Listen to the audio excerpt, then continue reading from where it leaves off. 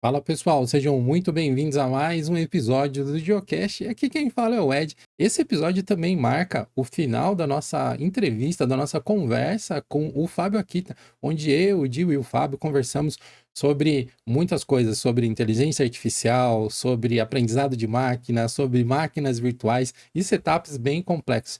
Acredito que o conjunto do primeiro episódio que foi publicado há 15 dias atrás e desse episódio vai te dar bastante insights, bastante dicas sobre coisas que você pode tentar levar para o seu dia a dia. E aproveitando essa oportunidade de falar sobre aprendizado, esse episódio do Geocast só é possível graças ao apoio da Tribe, que é uma escola que é totalmente focada no sucesso dos seus alunos. 9 em cada 10 alunos da Tribe já estão inseridos no mercado de trabalho cerca de 3 meses após terminarem os seus cursos. A Tribe, ela está tão comprometida com o resultado dos seus alunos que ela contratou uma empresa externa de auditoria para poder monitorar os resultados que os seus alunos estão conseguindo com o conhecimento que está sendo adquirido lá e dessa forma ela poder oferecer uma solução, uma preparação ainda melhor. Então, se para 2023 o seu objetivo é dar um up na sua carreira ou começar uma carreira nova, eu sugiro fortemente que você conheça a Tribe.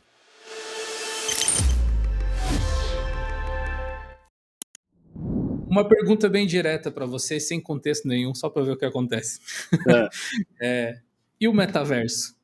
uma bosta. Lembra que eu falei coisas que eu não falo? Todo mundo fazendo vídeo, TikTok de metaverso nos últimos 3 anos. Eu não fiz um de propósito. Não é que eu estou em cima do muro esperando. Eu não gosto mesmo, eu acho uma bosta. Eu acho que até o Zuckerberg já se deu conta disso essa altura. exato, que é o que eu expliquei no meu último vídeo. Ele gastou 8, 10 bilhões de dólares por ano. Por ano. É absurdo. Tipo, ele jogou fora, sei lá, mais da metade do valor atual, do valor de compra do Twitter. Sim, pá, joguei fora. Virou fumaça. Virou fumaça, tipo, a gente tá aqui fazendo esse podcast com o fone de ouvido. Eu já tô suando aqui com esse fone de ouvido aqui, com a luz na minha frente e tudo mais. Aquele negócio na cara, com aquela borracha aqui em torno da pele, dermatologista vai adorar, porque ele vai ter que ficar tratando a porra da pele que vai ficar nojenta, descascando, quebrando, ressecada e tudo mais, entendeu? Você vai ficar nojento. Imagina você ficar 8 horas com aquela porra na sua cabeça. Fora o problema de coluna, porque você vai ter peso maior, todos esses problemas de ergonomia que você vai ter. Então, além da ergonomia, você tem que trabalhar numa resolução menor do que você está acostumado para ter mais informação do que você tinha antes. Então, teve um demo que ficou famoso que o Marques Brownlee, o MKBHD, fez, que ele está olhando para um monitor e aí via a realidade aumentada, viram 3 monitores, como se você estivesse sentado numa mesa com 3 monitores. Só que esse seu um monitor é 4K, só que você não tem 4K em cada olho da porra do negócio. Então, aquela resolução é menor do que você realmente tem. Ninguém parou para pensar nisso. A resolução é menor. Você tá pior do que você tá vendo. O meu monitor é um monitor, sei lá, 4K 144 Hz. Não tem 144 Hz no seu óculos. É 90 Hz. Entendeu? Você começa a ver essas limitações e vira um problema. Aí o outro problema é que, sei lá, se for um MetaQuest 2, qualquer coisa do tipo, é ver a bateria. Aquela bateria acaba em 2, 3 horas num dia bom. Aí você vai fazer o quê? Vai ficar com o cabo o dia inteiro. Vou precisar ir pro banheiro, tem que sair da imersão. Tipo, a ergonomia de VR ainda é uma bosta. É uma porcaria. Não é pouca coisa porcaria. Então, na verdade, a verdade que ninguém gostaria de dizer é que todo equipamento de VR hoje é única e exclusivamente usado como runtime de Beat Saber. É só para isso que ele serve. Não é diferente disso. O que você faz quando você coloca VR? Você joga Beat Saber. No máximo, você vai jogar papo fora no VR Chat, mas ninguém faz isso mais Mas, também. experiências, né, assim, eu acho que é para isso que serve mesmo. Eu vi um vídeo no canal do Neil deGrasse Tyson, eu acho que era com o Mark Zuckerberg, eles fizeram tipo um collab mostrando. Daí ele estava mostrando, tentando mostrar como através dos óculos você poderia ter uma noção da escala dos objetos no universo, que eu imagino que deva ser bem interessante até de ver para É quem gosta de legal. astronomia. Mas é isso, é uma experiência, tipo, não é um bagulho pra você estar com ele na É cara o tipo dia parque inteiro. de diversão, um dos aplicativos mais legal que tem no VR é você abrir o Google Earth. Aí você fica sentado em cima da sua casa, assim, entendeu? Na meio da... Olha só, esse quarteirão é o meu quarteirão. E é isso, é um novelty que chama, isso é uma curiosidade, mas não é um negócio que eu vou trabalhar 8 horas por dia, todos os dias da semana dentro desse ambiente. Pelo amor de Deus, se alguém me obrigar a fazer isso, eu peço demissão. Não é possível. Eu falo, não É, rola. A Cara, ideia de realidade aumentada ou em realidade, assim, completamente artificial, né, uma coisa que você vai vivenciar com todos os seus sentidos, é extremamente tentadora, interessante, desde a época que a Nintendo tentava fazer o negócio 3D, assim. Só que, sim, eh, ele tem um impeditivo até mercadológico físico, que é que depende que as pessoas comprem um equipamento a mais, hoje em dia, extra, hein, que não é barato, caro. viu, né, exatamente. E esse fenômeno de todo mundo comprando uma mesma coisa não acontece com tanta frequência assim. A última vez foi com o smartphone. Então, é Por isso que algum ele gostaria. Ele acha que VR tal, é o próximo smartphone, é o equivalente, mas ainda não tá no form factor. Tipo, o Steve Jobs, quando ele lançou o iPhone não era tecnologia de ponta. Ele juntou tecnologias que desde os anos 80 o pessoal já vinha experimentando. Ah, a tecnologia de LCD, a tecnologia de vender, né? caneta. Ele soube Levou vender. na verdade, assim, ele soube esperar chegar numa maturidade de tecnologia que dava para fazer um form factor que fazia sentido para a maioria das pessoas. Então, isso foi em 2009, mas o primeiro tablet, entre aspas, a gente conhece essa história. O Apple Newton, que a Apple fez quando ele não estava lá, é dos anos 80, do final dos anos 80. A Microsoft teve a iniciativa de fazer tablets no fim dos anos 90, começo dos 2000. Era uma bosta, era horrível. A gente teve Palm Pilots, a gente teve Blackberries, a gente teve os Nokia. Então, a gente teve gerações em cima de gerações em cima de gerações até chegar num conjunto de tecnologias que viram iPhone. Então, todos os fabricantes da BlackBerry, a Nokia, todo mundo olhou para o iPhone e falou: ah, isso eu também faço. Só que ninguém fez aquele pacote daquele jeito. Esse que foi o grande lance. Tipo, todo mundo era capaz de fazer e ninguém fez. Mesma coisa foi o iPod em 2001. Em 2001 já tinha SD card, já tinha MP3 player, a Diamond já tinha o Real MP3. Aí a Apple lança o iPod. Fala: ah, porra, só a diferença é que tinha o dialzinho para você listar, mas esse foi uma sacada de gênio, porque a gente estava naquele momento aprendendo a lidar com capacidades de gigabyte. A gente não sabia o que era capacidades de gigabyte naquela época, a gente sabia megabytes. Megabytes, um CD com 12 músicas, 20 no máximo. Então você dava skip na música 10 vezes no máximo por álbum. Se você quisesse mais música, tirava o CD, colocava outro CD, né? Então o X que você estava acostumado era para lidar com 12 músicas. Aí alguém chega e fala: ah, agora cabe 1000. Ah, porra, o que eu faço com o meu? Ficar 1000 vezes apertando next, next, next, next, next. Vou digitar naquele controle de plástico. Como que eu vou digitar naquela porra o nome da música? Se eu não lembrar o nome da música, eu quero scrollar. Então, para fazer aquele maldito scroll wheel, fez uma puta diferença. E esse que era o grande gênio da Apple de industrial design, de fazer um produto cuja usabilidade conseguia juntar as tecnologias da época em algo que uma pessoa comum consegue usar. Que é o que, se a Apple pegasse, sei lá, se o Steve Jobs tivesse vivo e resolvesse, vou resolver o problema de criptomoedas e fazer um wallet que as pessoas consigam usar. Que é isso que falta no mundo de criptomoedas, por exemplo.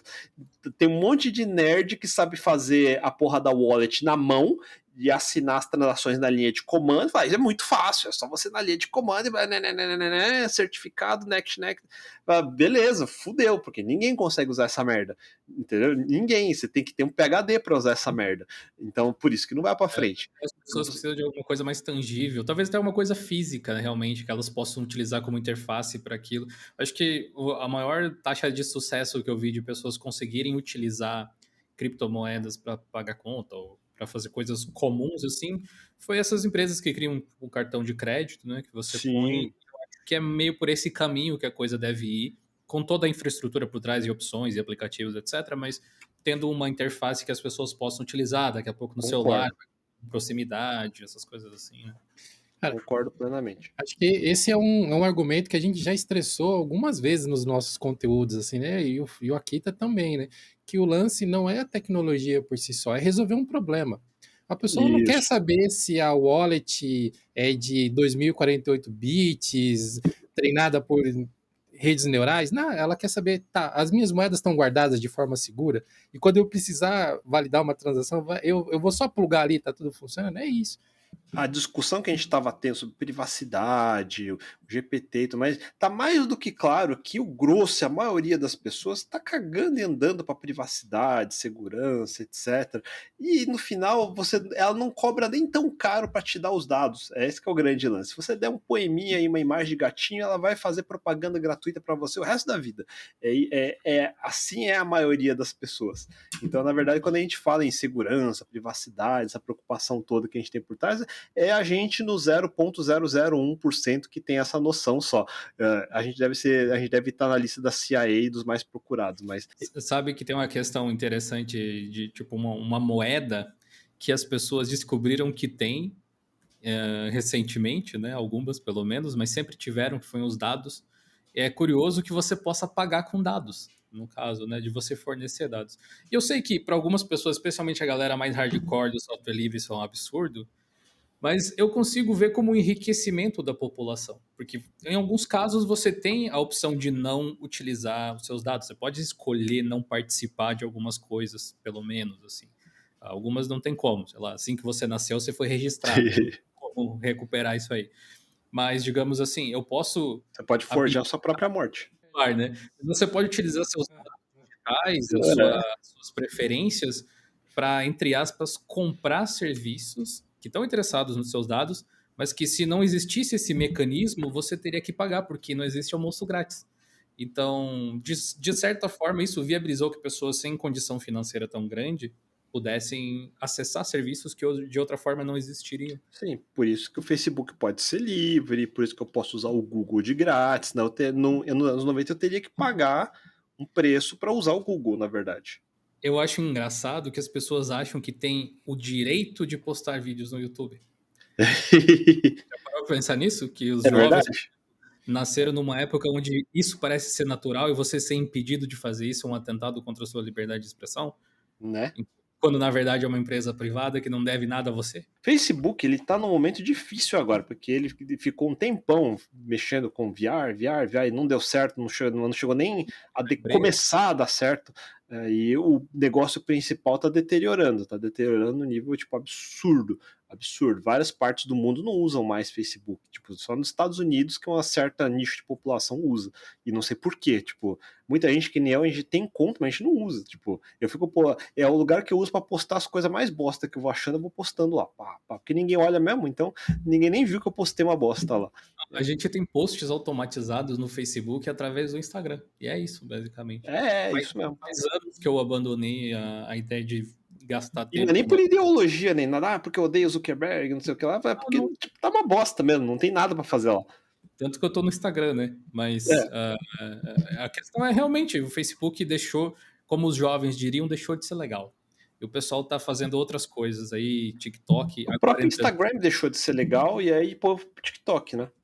É, Antes tinha Snapchat, tinha Periscope, também meio que tiveram o momento deles e já morreram, então, ou estão morrendo. Então tá nesse ritmo de rede social. Aí a Twitch mesmo me parece meio em decadência há muito tempo, que só não cai realmente porque a Amazon por trás.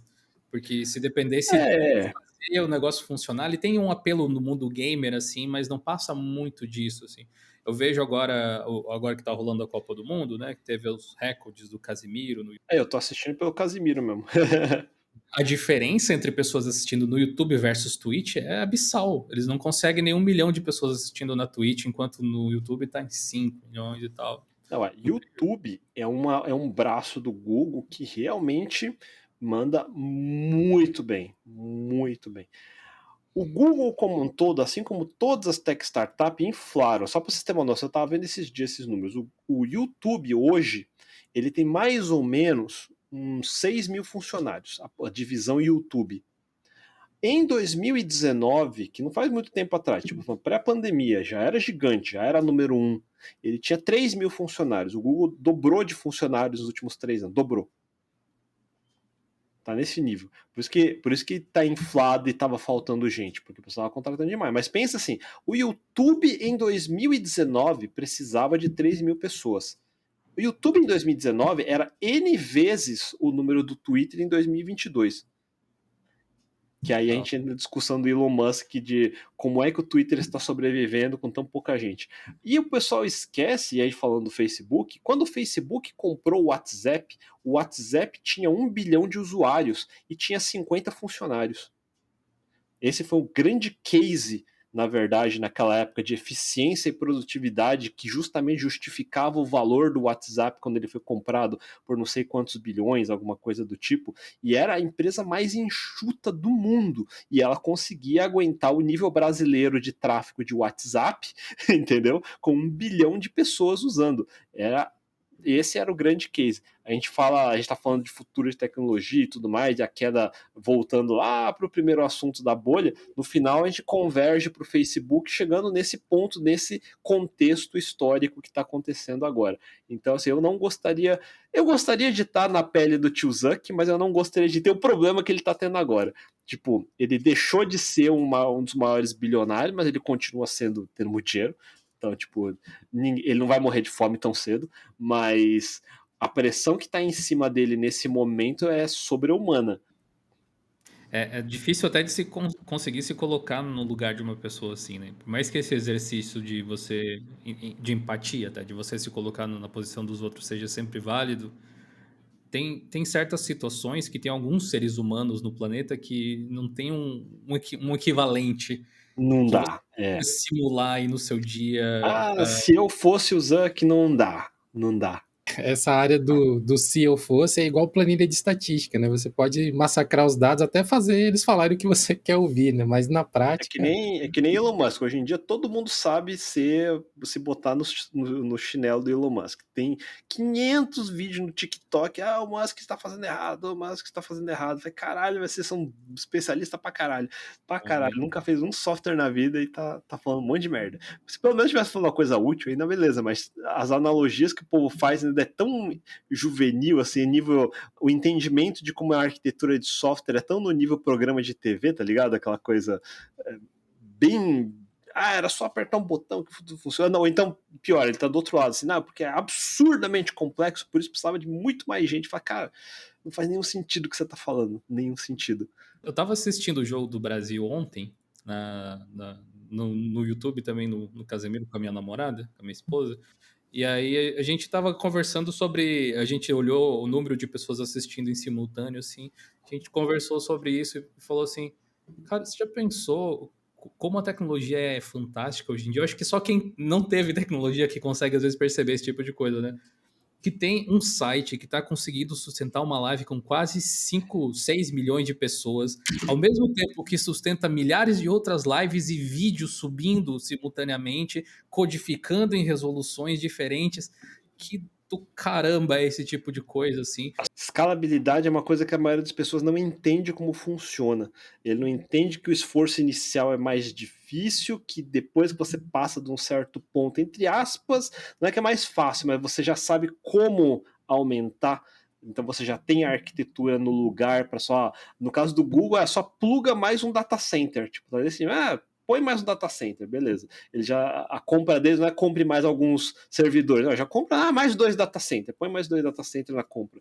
Então já é uma outra escala. Eu queria te perguntar sobre o seu setup novo, né? Da O última meu vez setup novo.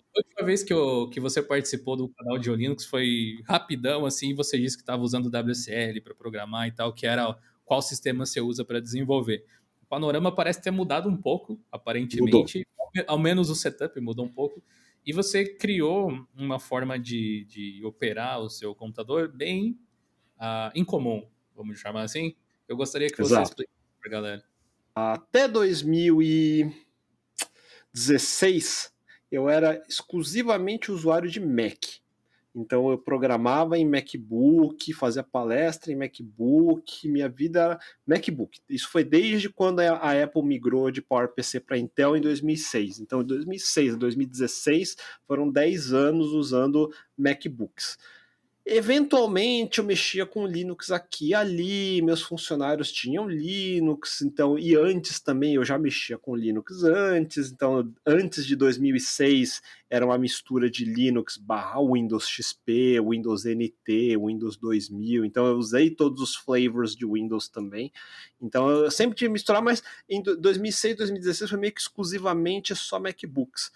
Aí 2016 foi aquela fase em que Steve Jobs já tinha morrido, a Intel estava fazendo CPUs cada vez mais quentes, thermal throttle, o MacBook estava decaindo naquela época. Então aí eu comecei a olhar de volta para o mundo dos PCs para ver se mudou alguma coisa. Aí eu comecei a comprar notebooks PC. Aí eu passei a usar notebooks PC com Linux. Foi aí que eu comecei a usar mais a Arch Linux, aprendi a descobrir o Manjaro, eu gostei do Manjaro, é disso que eu mais gosto até hoje.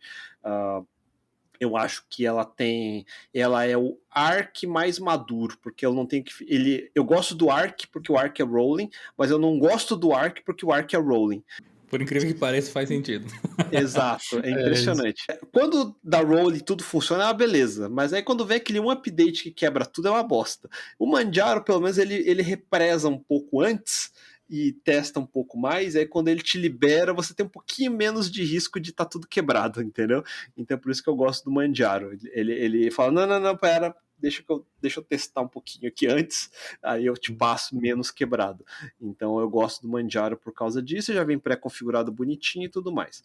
Aí em 2018 foi quando eu resolvi, vou fazer essa porra de YouTube, que é aquilo que a gente estava falando no começo.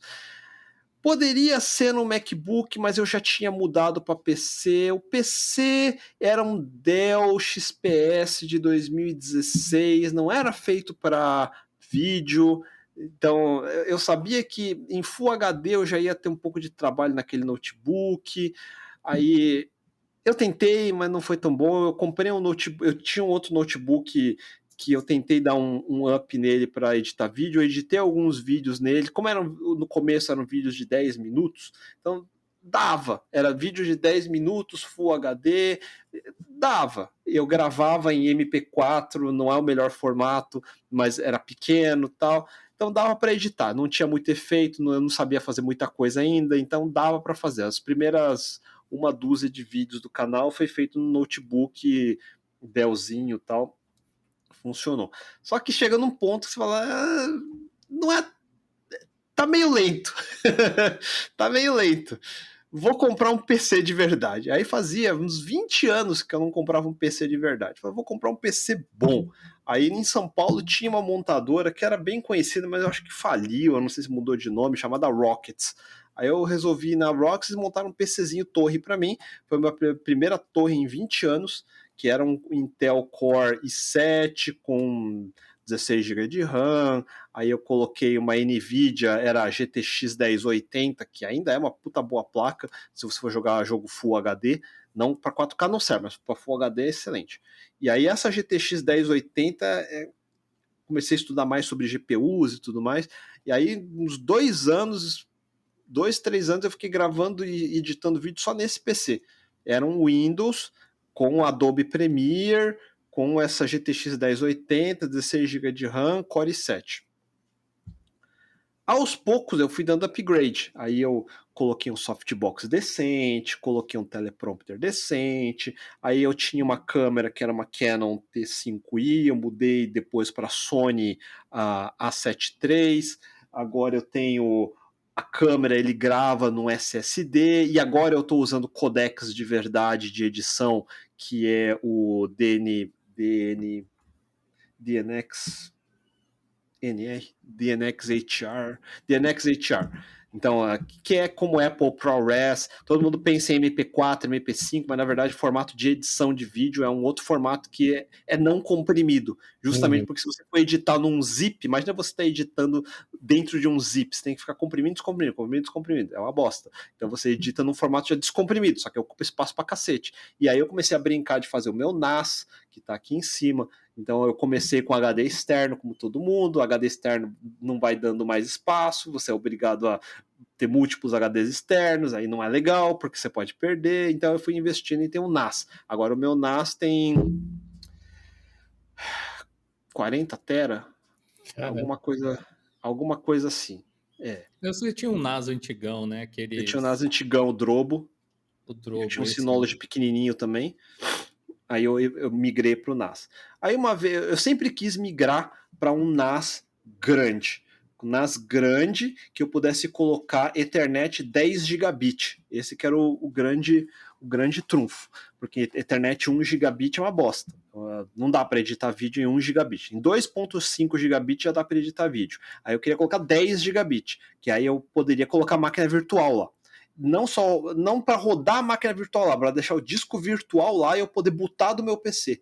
Então eu queria poder fazer esse tipo de coisa. E aí eu não precisaria ter 500 HDs no meu PC, eu poderia deixar só um NVMe forte, um ou dois, e botar tudo do NAS. Então aí foi a hora de fazer o upgrade. Eu comecei a fazer o upgrade do PC. Aí eu fui primeiro para um Intel Core i9, coloquei 32 GB de RAM, troquei para RTX 3080 e aí virou minha nova máquina de edição bem mais parruda. Eu poderia estar editando 4K nela tranquilamente. Eu ainda prefiro manter meus vídeos em Full HD porque eu não faço nada que precisa de 4K. Então, minha cara não precisa estar em 4K, não vai melhorar muito se vocês verem minha cara em 4K. Eu prefiro fazer o contrário. Apesar de ter ficado mais popular, né? Hoje em dia, as pessoas ainda não assistem muito em 4K no Brasil. Não assistem. No final não é tão importante estar em 4K. É melhor você gravar em 4K e você ter espaço de corte para você diminuir para Full HD, tendo espaço de mover o seu vídeo dentro do frame de Full HD. Então é assim que eu prefiro gravar e é assim que eu edito. E daí, uma vez fazendo isso, eu estava usando Windows porque eu estava usando muito Adobe. Eu gosto de usar Adobe. O Photoshop é bom, não tem jeito. Neurofilters são bacanas. É conveniente de usar Adobe. Eu uso Adobe literalmente desde o Photoshop 4.0. A gente está falando de 1996. Então, é aquela memória muscular que não vai desaparecer tão cedo. E como eu não trabalho com isso, então eu também não tenho um incentivo financeiro para eu ficar mudando de ferramenta toda hora também. A única ferramenta que eu realmente quis mudar era o DaVinci Resolve. Esse eu queria aprender mesmo, porque realmente o DaVinci Resolve é muito melhor, mas é absurdo de melhor. O Premiere é uma bosta. Se você sabe usar, ele funciona muito bem. Mas se você não souber certos truques, vai virar uma carroça e você não sabe por que vira uma carroça. No DaVinci Resolve, tudo que você der de hardware para ele, realmente parece que ele está usando aquele hardware. A interface é fluida, tudo realmente tem aquela qualidade Mac de programa que funciona, que não dá crash, que não tem glitch, que realmente é responsivo. Então o DaVinci Resolve é um upgrade absurdo. É chato também, mas é chato porque ele realmente foi feito para profissional. Ele não foi feito para fazer vídeo de aniversário da sua filha de 10 anos. Não é para isso que ele foi feito. Para isso tem iMovie no Mac e é aí que você vai usar iMovie. Agora, DaVinci Resolve é se você for fazer shots de filme de Hollywood. Ele vai ter todos os templates de colorização de câmera profissional de Hollywood. Então você vai filmar em Arri Alexa, você vai filmar em Red, você vai filmar em Blackmagic. Então é muito foda de você ter acesso a esse ferramental que não tem num produto normal. Ele é grátis, né? Tipo, tem a versão paga, mas ele é grátis também. Entre aspas, ele é grátis. A versão grátis para mim não serve para nada. Eu vou te explicar por quê. Ele não deixa você usar GPU. Ah, é? É. Eu acabei comprando também, então não percebi se eles trocaram isso, mas tenho a impressão Essa aqui é a grande diferença. Funciona, mas ele não vai usar sua GPU. Aí funciona, mas vai ser lento pra cacete. E a parte mais legal do DaVinci Resolve é usar a GPU. Eles têm muita coisa legal. Agora, de inteligência artificial também a gente falou. O DaVinci, eu acho que nos últimos anos é o programa que mais vezes eu tava trabalhando nele e parei assim pra pensar. Caralho. que foda. E É é isso muito aqui. foda. É muito foda. É absurda. Quando você gasta um tempo para aprender as partes mais legais de colorização, máscaras, Eu todas aquelas gosto coisas bastante. avançadas. Cara, é muito Não foda. sei se você chegou a fazer isso, tem que só para ver como que funcionava, mas ele tem uma ferramenta de remover objetos de cena agora. Tem. Você diz assim, Inteligente. tem tipo uma pessoa atrás do seu shot, assim. Você vai lá e faz um risquinho. Não quero esse. Aí ele processa todo o bagulho e reconstrói a cena como se nada tivesse acontecido. É bizarro. Exato. É Nossa. aí que você consegue ver como que se faz composição em filme de Hollywood ficar do jeito que é. Tem até uns canais muito bons, o canal do Kazi, que é um colorista de Hollywood, ele pega, por exemplo, vamos fazer o look do Blade Runner 2049. Aí ele Eu pega um conheço e shot, assisti. então ele monta, fica igualzinho, vamos pegar o filme The Batman, fazer aquele mood daquele, ele faz. É Eu animal. lembro de ter visto ele fazer o do Mad Max, se eu não me engano, que era Do Mad bem Max. Exato, da hora exato. demais. Então, no Premiere você vai ter muito mais trabalho de fazer. Em outros editores talvez você não consiga, mas no DaVinci Resolve vai acontecer. É nesse nível. Aí falando do DaVinci, então o DaVinci funciona em Mac, funciona em Windows, funciona em Linux. Eu tentei usar em Linux, funciona também. Só que eu gosto de usar pacotes da Motion VFX. Motion VFX é uma empresa terceira que faz letreiros, setas, callouts e tudo mais. Ele vende como pacote e o instalador é de Windows. E eu preciso que ele precisa checar a licença, porque é um produto pago. Então só vai funcionar no DaVinci Resolve de Windows. Passo 1. Passo 2. Eu queria voltar a jogar jogo de PC. Fazia anos que eu não jogava, porque eu estava trabalhando, empreendendo, e eu queria voltar a jogar. Agora eu podia jogar, finalmente podia comprar uma GPU que dava para jogar. Eu falei, eu quero jogar. Então eu vou instalar Steam, vou jogar. Funciona no Linux, é fato, mas funciona melhor no Windows. Fora que eu queria jogar muito jogo antigo, que eu não estou mais afim de jogar do zero. Então eu queria realmente usar cheats, usar os famosos WinMod, programa de trainer, jogar meus códigos de vida infinita e foda-se. Eu já joguei aquele jogo 20 anos atrás, eu só quero jogar de novo sem me ter dor de cabeça, tá É só ligado? matar saudade, né? É só Quero pra jogar matar saudade. com uns 30 vidas já direto, né? Já joga a vida Um pouco da infinita, minha cor. foda-se. Um exemplo disso é o Homem-Aranha Remaster, que tem no PlayStation 4, e eu joguei no PlayStation 4 até, sei lá, metade. E aí saiu pra PC a versão Remaster, que eu podia jogar em 4K, com Ray Tracing e tudo mais, e eu não tava afim de jogar tudo do zero de novo, tá ligado? Que eu já tinha até a metade com ele. Eu falei, foda-se, eu vou jogar da vida infinita. Então, beleza. Então eu tinha esses dois use cases, games e edição de vídeo, que eu precisava de Windows. Por outro lado, aí finalmente eu estava com o PC ficando muito bom, eu queria voltar para Linux. Só que Linux tem um certo problema com a NVIDIA. Então o Wayland não vai funcionar tão bem, vai ter aquele monte de problema. Então eu falei, cara, vou fazer o seguinte, eu finalmente vou me dar o trabalho de configurar PCI Pass-Through, e aí eu vou pegar uma plaquinha menor de AMD Radeon para colocar como minha placa principal para Linux nesse PC. Então, meu PC vai bootar por essa placa AMD e ele não vai pegar a NVIDIA. Eu vou colocar o VFIO para bloquear o driver da NVIDIA de carregar a placa. Então, ele carrega um driver dummy e esse dummy prende na placa. Então, ele boota com a AMD. E aí, então, eu boto o Manjaro, o Gnome, com AMD. E aí funciona o Wayland, funciona tudo bonitinho. Agora eu preciso editar vídeo, preciso jogar.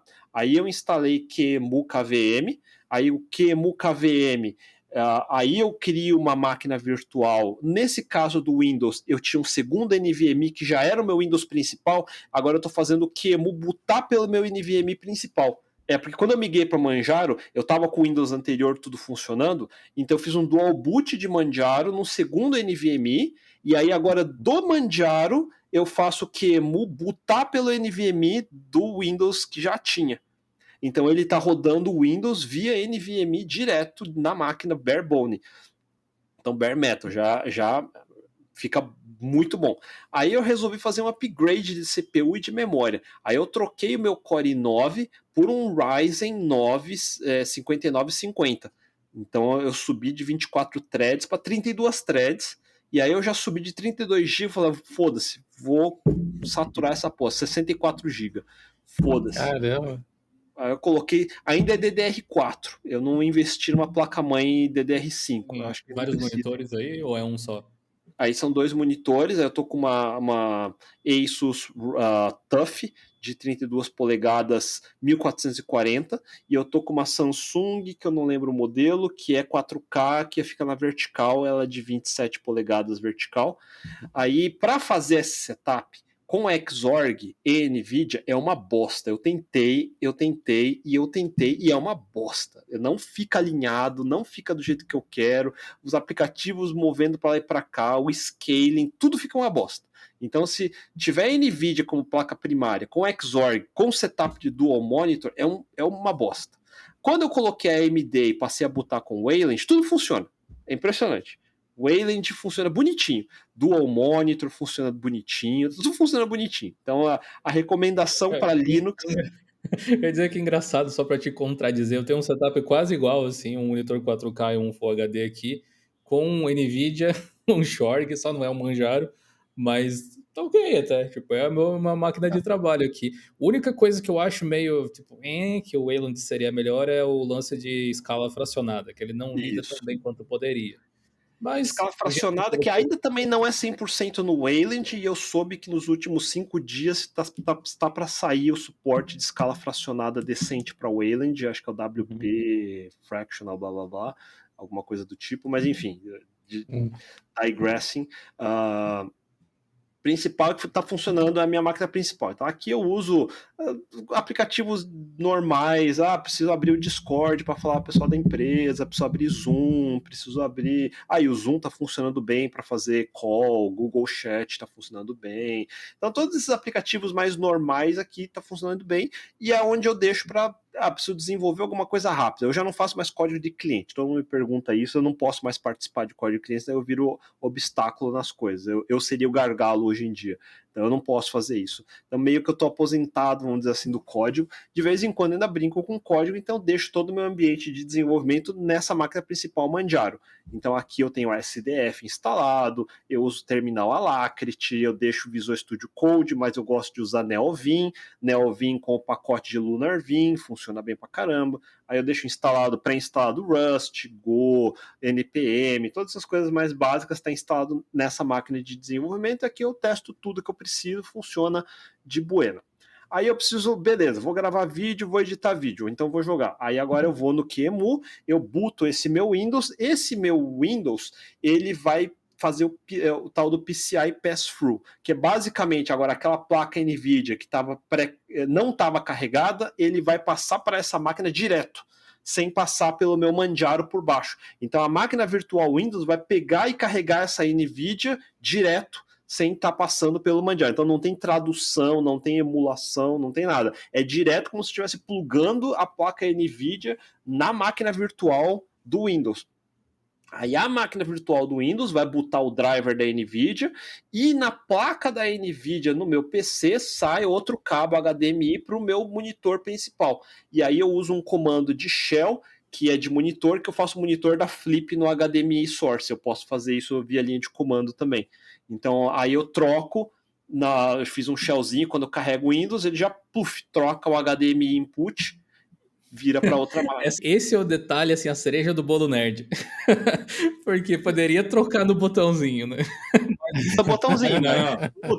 Toda vez ir no botãozinho é uma merda. E aí eu uso um troço que é um driver chamado EVDev, que eu pego meu teclado e meu mouse e ele passa para a máquina virtual, então eu passo a usar a máquina virtual. Só que se eu quiser voltar para minha máquina Linux, que está no meu segundo monitor agora, porque o primeiro monitor está com Windows, eu aperto, acho que o Ctrl da esquerda e Ctrl da direita, e ele dinamicamente passo meu mouse e teclado para o Linux, eu posso mexer no meu segundo monitor, Ctrl de novo, eu volto para o Windows, eu estou no Windows normal, é um Windows que está botando full speed.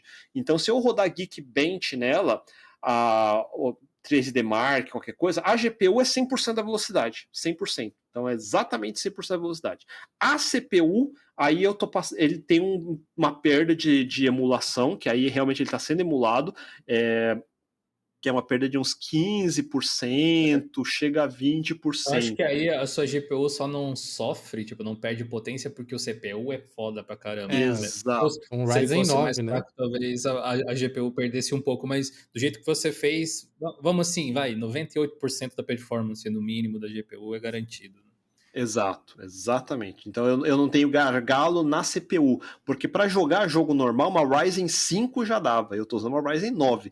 Então, inclusive, a Ryzen 9 ele tem 2 grupos de 16 threads, que são 8 cores cada. Esses grupos são separados pelo cache L1, L2, L3. Você quer. Eu ainda pino os cores da CPU que estão embaixo do mesmo cache L3. Tem que levar isso em consideração também, porque se você faz multithreading e você troca de um lugar para o outro fora desse cache, ele tem que reaquecer o cache, aí você perde performance. Então tem todos esses detalhezinhos para fazer, mas aí eu quebro metade da minha CPU, eu deixo para o Linux, a outra metade eu deixo para o Windows. 16 threads é mais que suficiente para fazer tudo. É mais que do que a maioria dos Intel tem por aí. O jogo hoje em dia sabe aproveitar um pouco melhor o processador, mas sabe. mesmo assim não usa 16, né? Não usa Nem 16. porque eles vão sempre nivelar por baixo, né?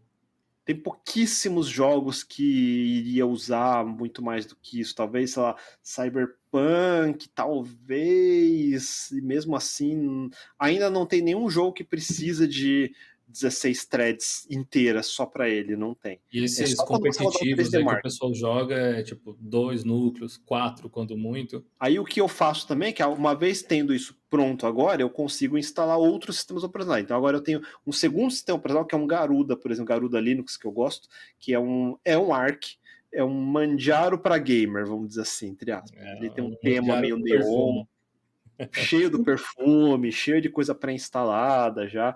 É bonitinho. Mas aí esse eu deixo num disco virtual no meu NAS, que aí ele baixa via. Ele tá uma pasta compartilhada na rede que está direto lá. Além disso, eu tenho um disco virtual só para Steam.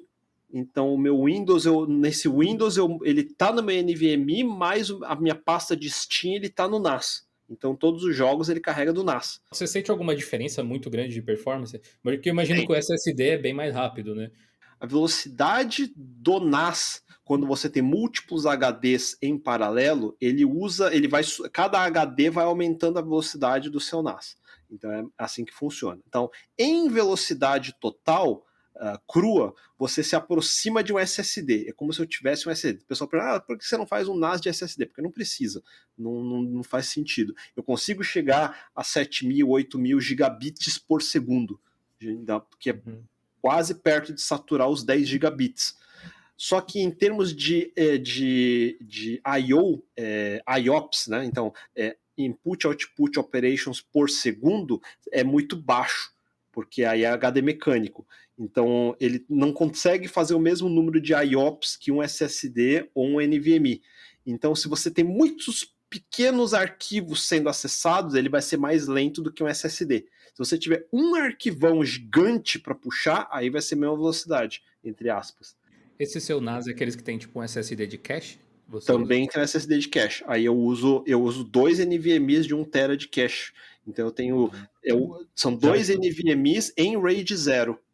Desculpa, em RAID 1. Você tem um vídeo que você apresentou quando você estava configurando esse NAS novo, não tem? Eu lembro de você ter comentado alguma coisa. Eu mostrei no meu Instagram esse NAS novo. Eu fiz um vídeo que eu explico sobre o RAID, mas ainda não era com esse NAS. Eu ainda não fiz, acho que um vídeo. Eu cheguei a mostrar sim, Eu não mostrei muito, mas eu mostrei sim. Que o grande lance é que agora por exemplo, eu tava tendo um problema outro dia que eu tava consertando o PC da minha namorada, né? Aí não sabia por que motivos tava dando um pau absurdo que não conseguia instalar nada dentro daquele Windows, dava crash, tela azul, cagava. Eu não sabia que porcaria que é, cheguei a trocar memória, dei reset na CPU, repasteei, tentei fazer tudo, reinstalar o Windows do zero, e toda vez que ia instalar qualquer coisa dentro desse Windows dava tela azul. Aí no final eu descobri que o problema era o SSD. O SSD estava dando problema. Quando ele começava a gravar em cima de algum setor, alguma célula dentro do SSD, bateu na célula que estava errada, ele dava tela azul. Aí eu resolvi trocar, coloquei um NVMe. Aí o que eu fiz errado? Aí eu não tinha configurado a BIOS da forma correta, e aí o NVMe, ele era um NVMe de 4 tera, só que se você boota em MBR e não em GPT, ele não enxerga 4 tera e particiona errado. Aí eu tava tendo um monte de problema por causa dessa porcaria. Aí uma hora eu me enchi o saco. Aí o que eu fiz? Eu peguei o NVMe, coloquei num adaptador de USB, pluguei na minha máquina, montei na máquina virtual que eu tenho aqui e instalei o Windows via máquina virtual, e aí eu botei para lá. Nossa, que rolê. A parte legal é que essa máquina virtual ela funciona como se fosse uma máquina normal. Eu posso plugar um SSD e ele vai usar como se fosse um SSD normal. Eu posso instalar um Linux, posso instalar um Windows, posso usar via um HD externo, NVMe externo ou disco virtual no NAS e vai tudo funcionar. Clonagem, tipo, criar um disco, uma cópia do disco que você Exato. pode armazenar virtual e depois passar para um SSD de novo. O meu grande lance é que uma vez que eu passei a usar os codecs de vídeo, que não é MP4, não é H265, eu pude passar a usar DNxHR, que o problema é que esses arquivos é como se fosse um zipão descomprimido. Então, MP4 é um vídeo zipado. O arquivo de edição é um vídeo deszipado. Então, significa que cada hora de gravação em 4K são 100 GB. Então, se eu gravar 3 horas, são 300 GB. Se eu gravar 4 horas, são 400 GB. É meio terabyte num episódio. E é isso mesmo, vai ser meio terabyte no episódio, se o episódio for muito grande. A média acaba sendo 100, 150 GB por episódio. Aí eu gravo isso num SSD, aí esse SSD, quando eu jogo no meu sistema, eu estou fazendo feed no NAS. Eu estou jogando pro NAS. Então a vantagem já está no NAS, já está backupado, ele já tem redundância. E aí quando eu vou editar no DaVinci, eu arrasto do NAS direto para minha timeline, eu não preciso copiar de volta para minha máquina. Ele edita via rede porque a conexão de 10 gigabit é rápida o suficiente para eu conseguir dar scrubbing no timeline, ficar arrastando a agulha ali, e arrasta bonitinho. É a mesma velocidade. Não é a mesma velocidade no NVMe, óbvio, do local, mas é rápido o suficiente para eu conseguir editar um vídeo 4K direto do NAS. A flexibilidade que esse setup te proporciona paga o custo de ter alguns segundos a menos de flexibilidade ali na timeline, né? Exato. Fora que aí o meu database do DaVinci Resolve fica no NAS, se der qualquer pau na minha máquina, está no NAS. Aí o NAS, além de estar em RAID, todos os HDs, ter redundância, o file system é ButterFS. Então eu também tenho snapshots. Então, se eu sobrescrever um projeto meu, eu ainda consigo voltar à versão de ontem, anteontem, semana passada, mês passado. Eu consigo recuperar qualquer coisa que eu tenha feito errado. Então, tem essas duas vantagens. Esse NAS é um Synology ou você está usando um... Eu gostaria de uma hora fazer um TrueNAS, mas eu sei que eu quero. Eu também, mas eu tô com o meu Synology aqui, é muito mais prático. Pois é muito mais prático. Eu sei que uma hora eu vou querer fazer isso. Eu vou falar, 40 teras não é mais suficiente. O dia que eu falar, agora eu quero ter 200 teras, faz de conta. Vou colocar 10 HDs de 20 teras cada. Sei lá, qualquer coisa desse tipo. Porque a HD de 20 teras chegou num ponto de preço que tá bom daqui a, sei lá, 5 anos. Eu vou querer fazer um TrueNAS, provavelmente. A gente já tá falando de infraestrutura de data center dentro dos estúdios aí. Aí eu vou querer colocar fibra ótica, não vai mais ser cabo de cobre. Começa a ir para outro nível, né? Mas é um vislumbre bem, assim, interessante de como é o mundo de produção profissional de vídeo.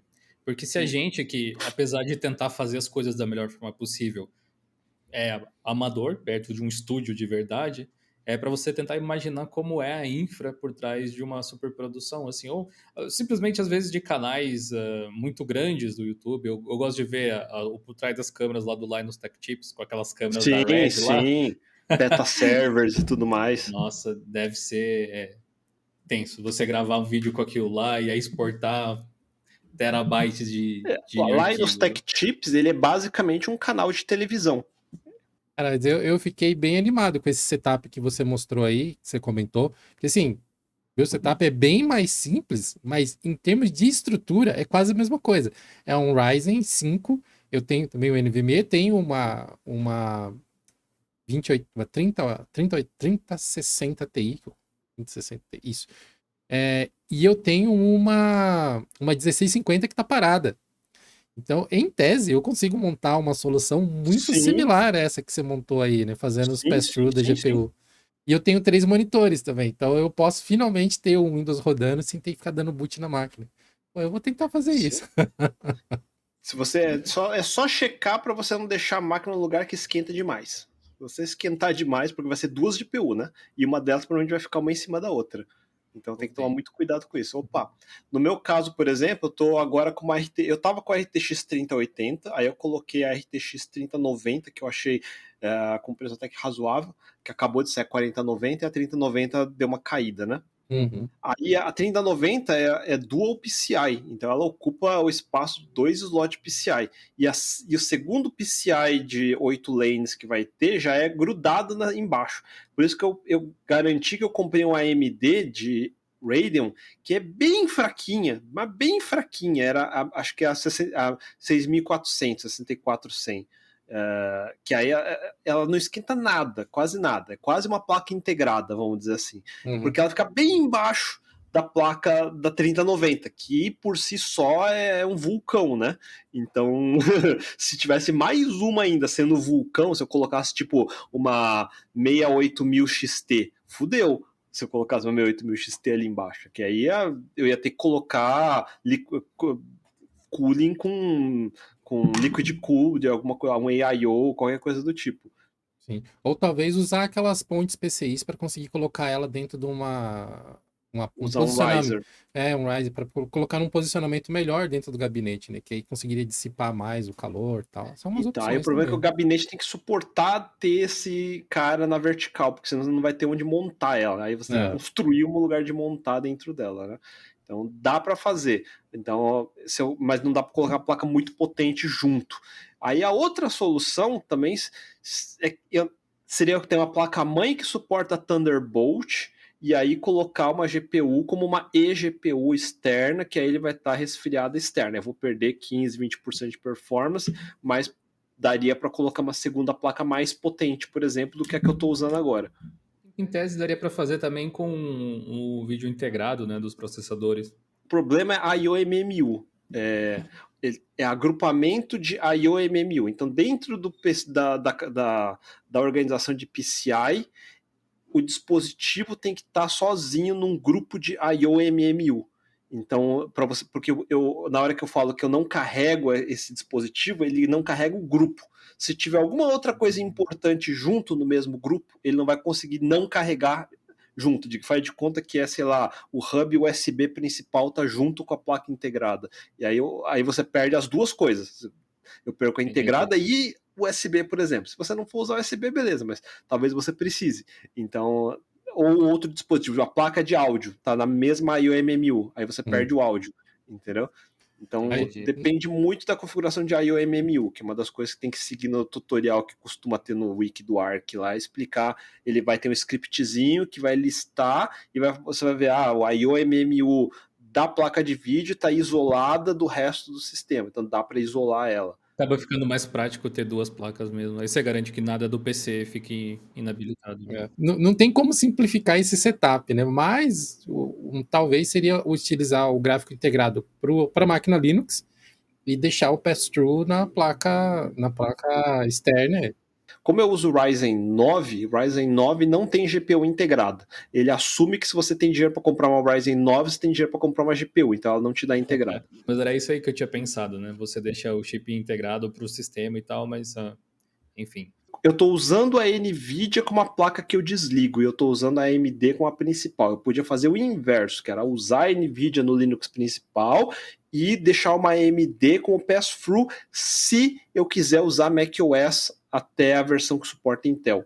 Então, se eu posso fazer uma máquina virtual macOS passando a placa AMD para ela, porque macOS não suporta a NVIDIA. Já faz Aí antes que alguém vai e comente, suporta sim, suporta até a GTX 10 alguma coisa, que é uma placa de 4 anos atrás. O nosso episódio anterior foi sobre Hackintosh, então o pessoal que tem dúvida pode conferir aí que a gente esmiuçou essas coisas. O Gabriel Lucchina, né, que conversou com a gente lá do Universo Hackintosh, ele criou um script que facilita a instalação de máquinas virtuais usando Proxmox, que é bem isso, fazendo pass-through também de GPU para o macOS poder ter uma performance melhor. Tem esse detalhe também, que você pode usar as máquinas virtuais usando um remote desktop, o equivalente a um remote desktop, que é como se fosse uma tela de streaming da sua máquina. Só que aí você vai ter latência, não vai ser tão boa. A outra coisa é você ligar o monitor direto na placa de vídeo. Então é outra opção também que você pode ter. No meu caso, eu prefiro ligar direto à placa de vídeo.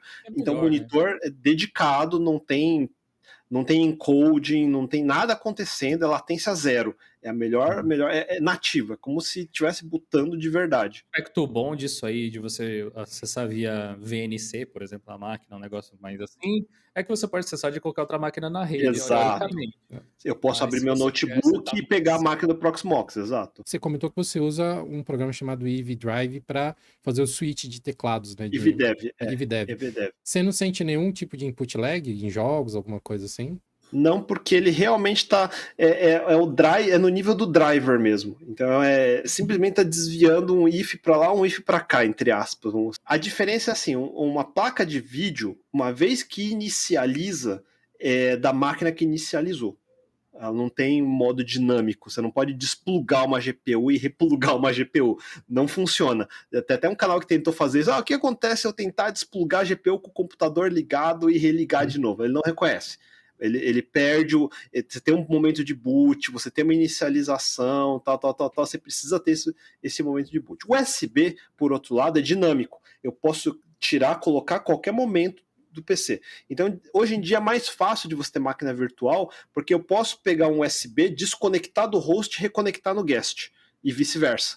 E é dinâmico. Ele é como se você estivesse realmente puxando o cabo USB e replugando, entendeu? Então, funciona. Acho que talvez um paralelo que a gente possa fazer para o pessoal que está escutando a gente, ficar bem inteligível, assim, é um hot swap, né? O termo leigo para explicar, né, esse processo de você plugar e desconectar, porque tem tanto a conexão física quanto a conexão lógica, e as duas podem ser ativadas e desativadas através do software. Aí na máquina Windows, então eu uso o Steam e eu uso o DaVinci Resolve, produtos da Adobe, então essas coisas de Windows. Aí eu falei que eu instalei um Garuda.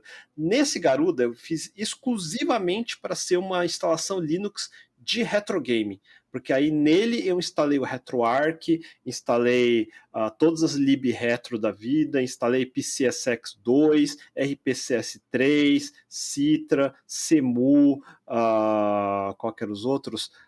O Super Model 2, Super Model 3, todos. Então, esse Linux roda todas as máquinas velhas que você me disser, ele roda. PS2 ele vai rodar, PS3 ele vai rodar, Nintendo 3DS, Nintendo DS, GameCube, Wii U, Switch, eu instalei o user também, são Switch, aí desde as gerações anteriores, Dreamcast, Saturn, PlayStation 1, PSP, aí o Super NES, Mega Drive, Master System, Game Gear, Game Boy, Game Boy Color, Game Boy Advance, todos. Os favoritos desses aí é o PSP, adoro o consolinho da Sony. Aí eu falei que eu tenho um drive virtual só para o Steam no meu NAS. Esse drive virtual, ele tem 3 terabytes só de jogo de Steam. Aí eu tenho dentro do meu NAS um diretório só de ROMs de emulador. São outros 3 terabytes. Bom, 3 terabytes para o Steam, baixou um COD e um Warzone e já acabou. É que do ponto de vista de máquina virtual, eu sempre quis fazer isso, desde a época que eu vi os primeiros Hackintosh aparecendo, com o povo fazendo pass-through de AMD e tudo mais. Na verdade, eu ainda tô pensando em qual seria a melhor forma. Talvez é que eu não quero mexer no meu PC agora, que eu acabei de comprar um gabinete novo, tá tudo funcionando, mas eu queria fazer o que o senhor falou, de colocar um riser, para colocar um AMD mais forte, para eu poder fazer um pass-through de AMD para ter um macOS que funciona a velocidade full, entendeu? Com GPU AMD. Aí Mas eu não consegui me justificar o suficiente para ter esse trampo ainda. Então eu ainda não fiz isso, mas tá perto de poder fazer, entendeu? Tá lá, tá no gol.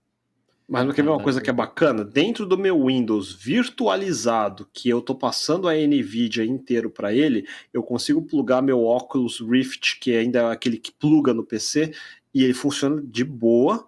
Eu consigo plugar meu volante direto na USB, que eu tô dando pass-through direto, e ele pega de boa. Então ele funciona realmente como um Windows normalzão. Sem lag, sem stutter, sem nada. Funciona perfeito. E isso tá me dando umas ideias, porque eu vou até aproveitar essa oportunidade para falar do nosso canal do YouTube, que é o de Linux Labs, que foi recentemente renomeado, né? Era o de Linux Clips, agora é o de Linux Labs.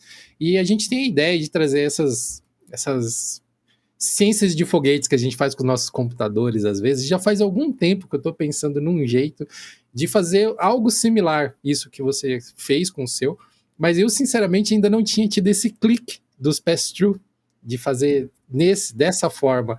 E aí eu tinha feito uma listinha de compras do AliExpress, que provavelmente agora vai rodar tudo nesse final de ano, que é um botão, um switch externo, que eu posso ligar e desligar o computador sem ter que acessar a minha CPU, porque ela fica numa posição meio ruim aqui em cima de mim.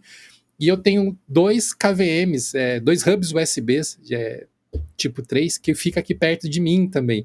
Então, dá para eu fazer aqui um painel de controle de avião, ligando e desligando máquina virtual. A parte legal de máquina virtual é essa. Bom, uma microcontroladora que você depois consiga fazer uma conexão com a Alexa, aí você liga o PC por voz também. Aí fica top. Abriu muitas possibilidades aqui. Eu acho que o pedacinho de informação que faltava para eu concretizar essa ideia que eu tinha de montar essa máquina assim, era esse seu lance do pass-through, que eu realmente não tinha pensado ainda. A documentação do ARC de PCI Pass-Through é bem completa, mas é chata. A primeira vez que for fazer vai dar merda violenta. Vai. Já se prepara para. Você tem que estar naquele dia que você já vai preparado para assim, vou reinstalar o sistema inteiro do zero algumas vezes. Documentação do ARC e chato, na mesma frase, é tipo um pleonasmo, na verdade. É isso aí. Ninguém vai na ArcWiki para se divertir. Não, mas ó, fica a dica pra gente tentar fazer uma versão mais acessível desse material pra galera ali, inclusive. Que era uma coisa que eu tava testando. Você utilizou o Virt Manager para fazer o gerenciamento das VMs? Você não precisa do Virt Manager, eu não precisaria, porque eu starto tudo via o Virch na linha de comando. Então eu dou Virch start, Virch destroy, etc. Mas para editar o XML da máquina virtual, por alguma razão eu acho mais fácil fazer por ali, ou quando eu preciso gerar um disco virtual, aquele kcal 2 e tal, aí eu uso via o Virt Manager, mas tudo isso dá para fazer via linha de comando, não precisaria. O Virt Manager está mais para conveniência de vez em quando eu gerar um disco virtual, ou editar o XML.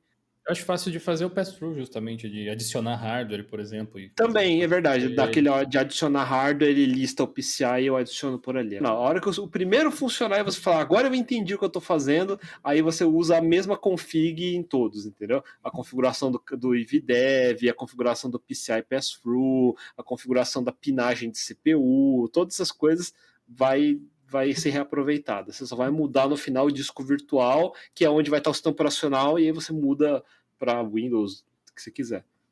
Falando nisso, você levou muito tempo para afinar esse setup aí do início ao final? Muito mais do que eu esperava, muito mais do que eu gostaria. Levei. Quanto tempo, mais ou menos? Fácil mais de mês. A primeira vez que eu consegui, consegui. Aí eu usei, aí eu sentia uns stutters que, tipo, você abria um jogo, aí dava umas travadinhas, aí você não sabe exatamente por quê, aí o mouse não passa direito, a USB não passa direito, o áudio não tá 100%, você vai ver que cada uma, aí você vai descobrir por que o áudio não é legal. Você descobre que tem você pode passar via Pulse áudio, você pode passar com um hub USB, vai fazer diferença, vai fazer muita diferença. Você pode passar com jack, jack é uma bosta. Então, vai tendo, cada um dos periféricos vai tendo ajuste. Aí CPU, existe problema de cache L3, você tem que descobrir na sua CPU qual que é o core do 0 até tanto, 7 até tanto, tanto até tanto, aí, entendeu? Você vai ficar otimizando um por um. No final, vai funcionar liso, mas até você descobrir cada um desses periféricos que você vai precisar saber como funciona,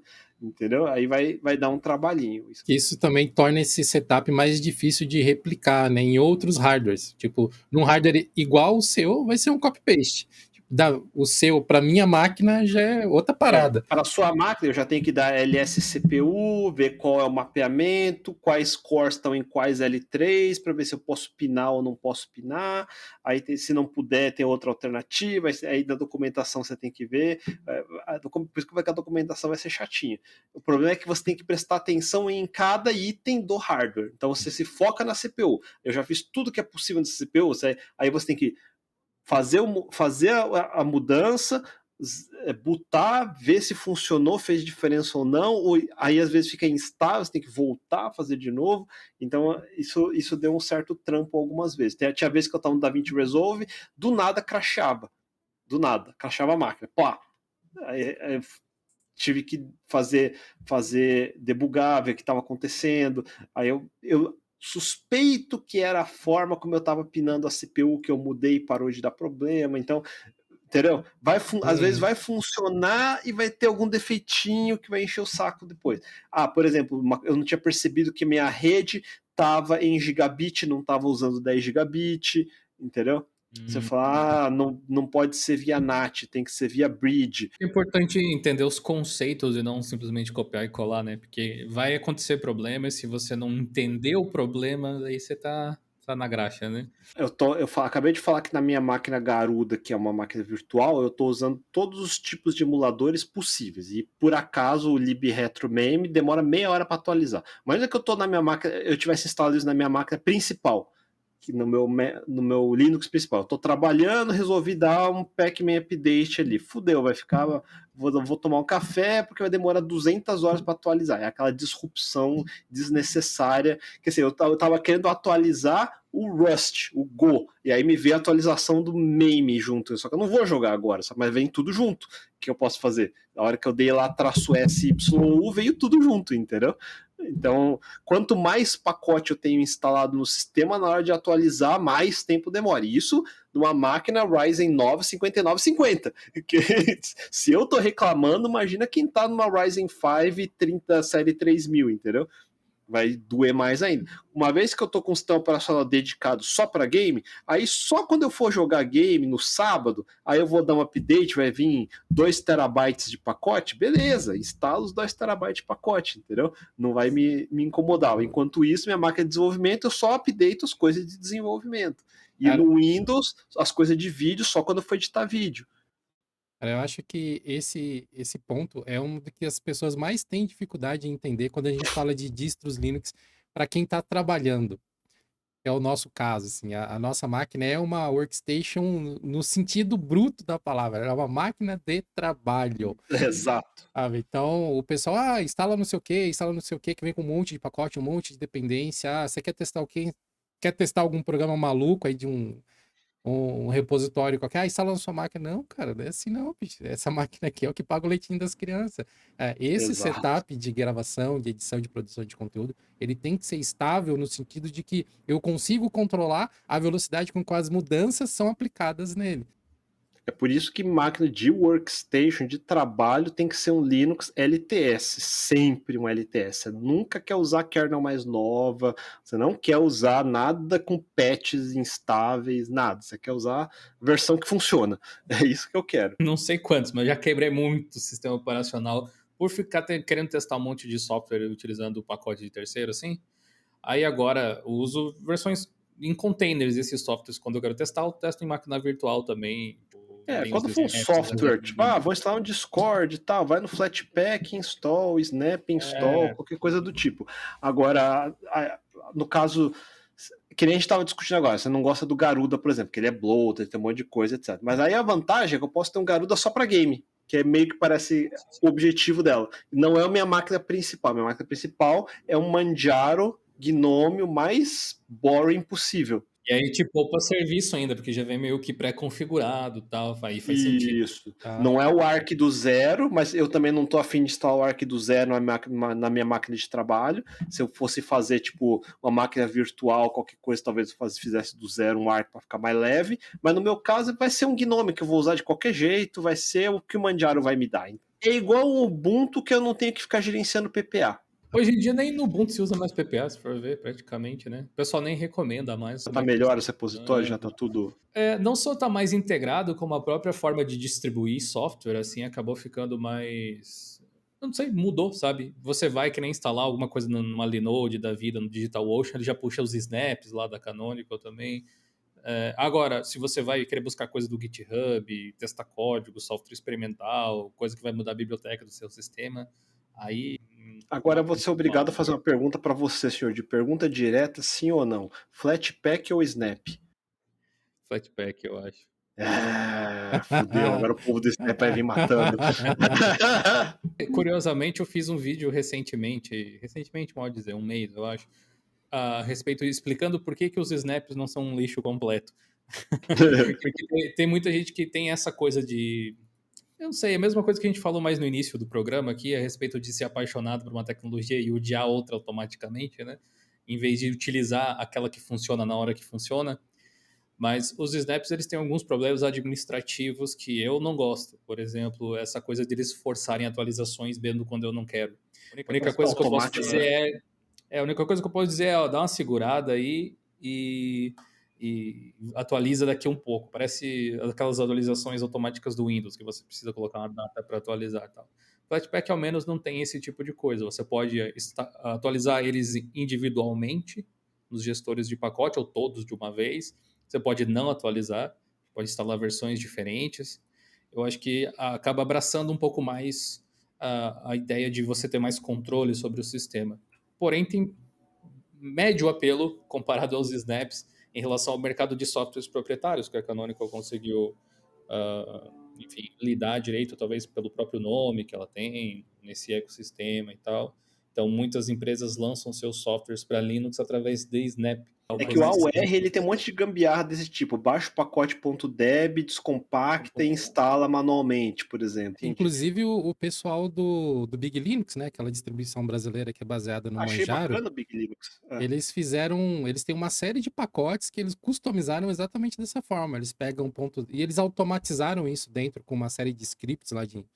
Eu esqueci como que é o nome da ferramenta que eles criaram, mas acho que é Big Bash View, alguma coisa assim. Então eles criaram toda uma inteligência dentro da ferramenta que eles baixam o pacote que for e instalam como se fosse um pacote do sistema, descompactando e pegando os scripts e mandando para os lugares que eles têm que estar. Porque no final das contas, esses formatos de sistema são só formas diferentes de juntar os programas binários ali dentro, as configurações, né? Então, uma coisa que está me incomodando nos Flatpak Snap é uma coisa que não é culpa nem do Flatpak nem do Snap, eu acho. Uma culpa mais... Ou eu fiz merda no meu Manjaro, ou é culpa do Manjaro, ou é culpa do Gnome, mas eu acho que é culpa do Gnome, que é o problema dos temas. Como ele está dentro dos containers, ele não herda diretamente a porcaria dos temas do Gnome. Então toda vez que eu abro, ele abre com aquela cara feia, padrão, horrorosa. Aí eu já tentei 500 coisas diferentes para tentar passar a variável GTK-temes, qualquer coisa do tipo. E o filho da puta não pega. Eu fico puto. Então um aplicativo como o Discord, que ele tem a cara própria, não tem problema, porque ele tá cagando pro seu tema, ele fica do jeito que ele quer e é isso aí. Agora, outro dia eu baixei o Handbrake, que é para você mudar a codificação de vídeo e tal. No Flatpak, ele abre feio, aquele Vanilla Gnome GTK antigo. Aí eu desinstalei do Flatpak e eu instalei via Snap. E aí eu não sei por que na porra do Snap levou 200 horas para instalar. E quando eu abri, quebrou todas as fontes. Snap tem umas tretas dessas. Desinstalar, eu falei, foda-se, vou instalar do AUR e é isso aí. Aí no AUR funciona tudo, porque obviamente é nativo, mas... A questão desse lance do tema é que, assim, tem dois problemas aí que você pode ter esbarrado. Uma é que a tematização dos aplicativos, digamos assim, ela é feita através de Flatpak. Então, tem umas coisas que não aparecem muitas vezes, talvez no PAMAC da vida, se você pesquisar no Manjaro, que são pacotes ocultos complementares aos pacotes Flatpak, como se fossem dependências, mas eles geralmente chamam de runtimes, né? Aí você tem as runtimes de temas. Uma que fica bem óbvia, a gente fez um vídeo essa semana passada a respeito do Zorion S16, e ele é uma distribuição que traz suporte nativo, Flatpak e tal, mas ele não traz nenhum software em Flatpak instalado, você pode instalar se quiser. Porém, se você mandar um Flatpak list no terminal, ele vai te mostrar todos os temas que o Zorion S tem por padrão, para que quando você instale um software, ele consiga carregar esse tema. Talvez eu tenha que instalar um pacote de temas no Flatpak. Você instala o tema que você está utilizando no sistema, só que a versão em Flatpak dele. Geralmente você vai encontrar dentro do repositório do FlatHub, no GitHub, todas as opções que tem lá. Porém, agora tem um outro problema que está rolando, que é o tal do libadwaita, do Gnome. Eles estão querendo criaram já, na verdade, uma lib para ser utilizada junto com o GTK para você criar as interfaces dos softwares, que vai seguir aquele padrão e não permite customização de temas, né? Porque o que se tem hoje em dia não são temas de verdade, é uma troca de informação no CSS, muda os ícones e coisas assim. Não existe uma API para temas ou alguma coisa do tipo. Então, eles estão tentando fazer isso para evitar que os softwares quebrem justamente fontes, para que o ícone não fique trocado e coisas desse tipo. E aí vai acabar ficando mais naquele estilo do padrãozão do Gnome, só que com a possibilidade de você ter accent color e trocar um coloridinho dos aplicativos. Aí, teoricamente, todos os apps feitos em Flatpak que utilizem libadwaita vão ficar com aquela aparência. Só que aí não fica com o visual que o Ubuntu coloca, não fica com o visual que o Manjaro coloca. Motivo esse que fez o pessoal da Canonical lá do Ubuntu mudar o Yaro, que é o tema deles, para uma coisa que seja basicamente o Adwaita com laranja. Tipo isso. E aí não vai deixar os aplicativos. Adwaita é muito feio, mano. Aí você tematiza a cor de GTK3, uma cor de GTK2 não é o mesmo tema, é uma API diferente. Esse é o maior problema do Gnome. Eu gosto do Gnome, eu gosto do Gnome mais do que o KDE, só que o KDE me parece mais coeso nesse ponto de vista das interfaces e tudo mais, além de ser mais customizável do que o Gnome. O Gnome parece um hack em cima do Windows XP, assim. Esse vai ser quero defender, mas tá difícil. Vai ser o momento do episódio que vai pipocar comentário. Eu acho que em termos gerais, especialmente no Gnome 42, agora pra frente, ele tá bem coeso. macOS, assim, especialmente os apps core do sistema. O problema são os que você adiciona que vêm de terceiros, às vezes. Então, é que o problema é que o Gnome tem o mesmo problema do Windows. Se você pegar o Windows 11, Windows 10, os aplicativos novos, feitos com API moderna, são todos bonitos, translúcidos, tal. Aí você abre Control Panel, Notepad, o registro, Registry, Event Viewer, todos aqueles aplicativos do Windows 2000, do NT4, aí ele abre com a cara do Windows 2000. Eu ia falar do Windows XP, não, é do Windows 2000 que ele abre ainda. Então Sim. Você fica com aquela coisa, uma cara com hiper moderna e a outra de 30 anos atrás, lado a lado, na mesma interface. O Gnome é a mesma merda. Gnome, aplicativo novo, tudo bonito. Você pega agora o aplicativo GTK2 para trás, é uma bosta, é aquela coisa feia. Acho que o KDE realmente, nesse aspecto, acaba se saindo um pouco melhor. Exato. Ele encaixa melhor com softwares antigos. O que você percebe de diferente neles é a própria UX, tipo, a forma com que eles organizam as coisas, assim, mas em termos de... Vamos colocar essa palavra, apesar de não ser muito efetiva para o software, a textura que parece que o programa tem é a mesma com o tema Breeze que eles utilizam atualmente, assim. Talvez não tenha suporte a transparência, essas paradinhas desse tipo. No começo eu fiquei bem avesso, fiquei bem preocupado até com as mudanças do GTK4, libadwaita, essas coisas, mas agora que já deu um tempo pro mercado dar uma assentada e bastante software já foram atualizados para o GTK4, eu tô sentindo cada vez menos estranheza. São raros programas que eu abro que falam, nossa, meu Deus do céu, o que é isso aqui? Tem poucos. Tipo, o Handbrake mesmo, que eu uso quase que diariamente para fazer encode de... É um que me incomoda sobremaneira. Ficou com o visual certo aqui. Acho que o que seria melhor, na realidade, são contrastes em alguns botões, eu diria. Poderia ser melhor, mas... Pegou o Dark Mode, pegou o tema do Você tá usando que Linux? Pop! OS 22.04. Então talvez seja alguma coisa do Pop. O meu eu tô usando no Manjaro, já não... Mas acho que o pessoal do Pop coloca a runtime do tema deles, justamente. Pode ser. Então o pessoal do Pop é mais preocupado com a interface e tudo mais. Com certeza teve uma magiazinha deles aí, porque eles fazem isso. Né? Eu tava brincando de pop também, aí eu fui pro Garuda, mas talvez eu volte pro pop, eu não sei. A vantagem de ter máquina virtual é que eu posso ficar indo e voltando quantas vezes eu quiser. Ó, o lance que eu tô até bem curioso, na realidade, pra ver é a versão do pop do ano que vem, que vai ser com a interface nova, que não vai usar GNOME mais, que vai ser tudo em Rust. Que eles vão Ah, é? replicar a interface, e aí eles não vão usar GTK também, vão usar o tal do WIST, alguma coisa lá, que é um toolkit também, que simula o visual do Adwaita e tal, para ficar compatível. Eu acho que tem uma grande possibilidade de ser uma bosta completa, mas eu tô ansioso para ver porque é uma distribuição que eu gosto. Então eu tô querendo, na realidade, ver se eu vou continuar usando no que vem ou não. Só Nossa, os caras briga, né? querem fazer um toolkit novo e uma interface gráfica nova, do Ah, zero. o toolkit ele já existia, É, ele era utilizado também para aplicações feitas em Rust, geralmente, ele só não era muito famoso, eles meio que abraçaram o projeto, e, né? sim, sim. Agora, a interface nova, ela é nova, ela foi reescrita. Canonical tentou fazer isso, né? Aí acabou dando default pro Gnome.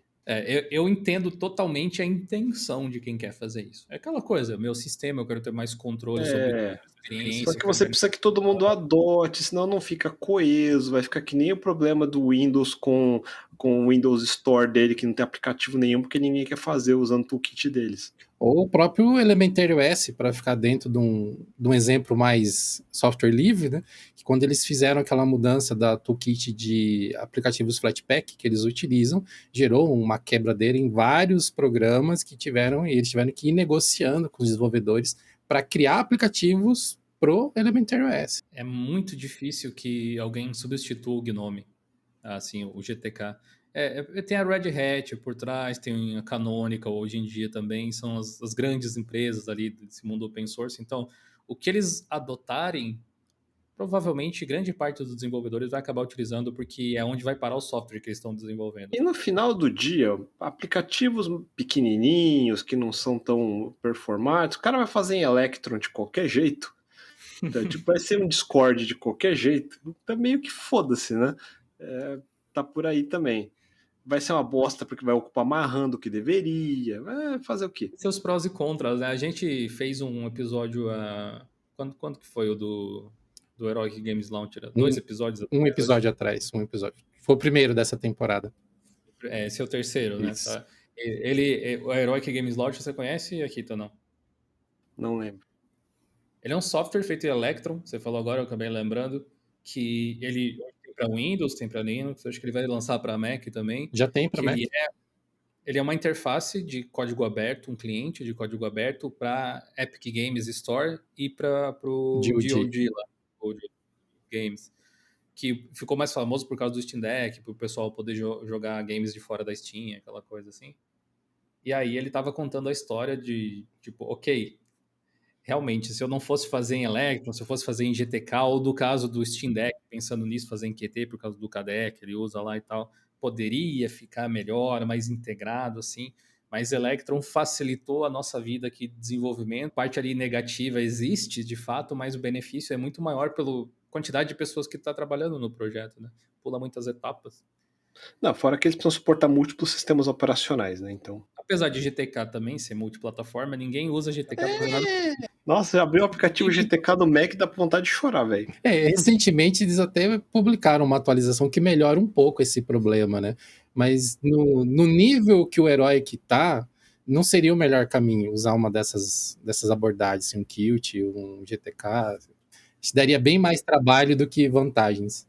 Você tenta abrir o aplicativo GTK recompilado em Windows, recompilado em Mac, é uma bosta. É muito feio. Não tem como.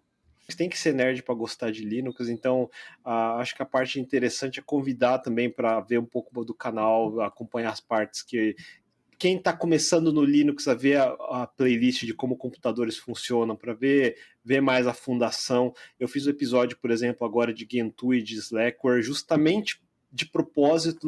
O pessoal achou que eu fosse fazer uma série de todas as distros, mas não. Eu queria pegar especificamente Gentoo e Slackware, que são as duas distros que 99% das pessoas nunca vão instalar, nem precisam, mas vocês precisam saber o que está por trás para começar a entender o que é o Linux de verdade. Então, e aí a partir daí começar a dar valor para o Ubuntu que vocês estão usando. Quero agradecer a todo mundo que participou dessa maratona, que esse episódio aqui sem dúvida foi grande, mas acho que trouxe muitos insights, se você prestou atenção em diversas áreas diferentes, além de trazer simplesmente uma conversa sobre coisas que a gente curte muito. Então, se você puder avaliar a gente aí no Spotify, se você está ouvindo a gente por ali, assistindo, né? Porque agora dá para colocar o vídeo lá também. Manda as estrelinhas lá que sempre ajuda e compartilha para mais gente que ainda não conhece o nosso programa. Com certeza vai curtir, conhecer, inclusive o trabalho do Akita, né? Sigam ele lá nas redes sociais, no Instagram, no canal dele, no Twitter. A gente conta com o feedback de todos vocês para ajudar o Geocast nesse momento de renovação, né? Nós estamos publicando os episódios também na íntegra em vídeo, não apenas no Spotify, mas no YouTube também. Então, novamente fazendo o merchan aqui do nosso canal, de Linux Labs. Se você ainda não é inscrito no nosso canal, assina lá, ativa a notificação. O Geocast vai pingar quinzenalmente na sua timeline, mas quase todo dia tem um vídeo nosso. Então, se não for no canal principal, vai ser no de Linux Labs. Então, assina os nossos canais, acompanhe o Akita também. Você não vai faltar conteúdo de qualidade para você se entreter e aprender também. Meu, muito obrigado a vocês dois, o Akita e Dil, que são pessoas que sempre me inspiraram nessa área de criação de conteúdo e tecnologia. E a todos vocês que estão nos ouvindo, nós nos vemos no próximo Geocast. O OBS está dizendo que foi 3 horas, 13 minutos e 7 segundos de gravação. O editor vai chorar aqui, hein? Sou eu que edito.